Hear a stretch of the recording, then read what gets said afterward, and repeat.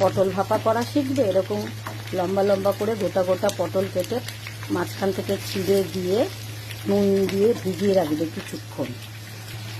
আলু লম্বা লম্বা করে কেটে কিছুটা দিই, কেননা আমার ছেলে আমার জামাই পটল খায় না বলে আমি কটা আলু দিয়ে দিই।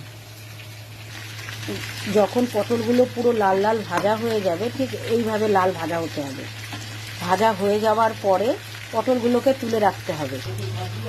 তারপর বেটে রাখা মশলা, পোস্ত, চালমগজ, সাদা সর্ষে, একটু তিল আর কাঁচা লঙ্কা ঠিক এইভাবে পেস্ট করে, দেখো একদম মিহি পেস্ট করে আমি আগেই বেটে রেখেছিলাম। পটলগুলো এইভাবে ভাজা হয়ে যাওয়ার পরে পুরো সব দেখো সব লাল হয়ে গেছে, তুলে রাখবে। মশলা থেকে যতক্ষণ না এরকম তেল ভেসে উঠছে ততক্ষণ মশলাটা কিন্তু কষাতে হবে। মশলাটা থেকে যখন ঠিক এইভাবে তেল ভেসে উঠবে আপনার, তখন তুমি এই সবটা দিয়ে দেবে, দিয়ে ভালো করে একটু সাঁতলাবে। সাঁতলিয়ে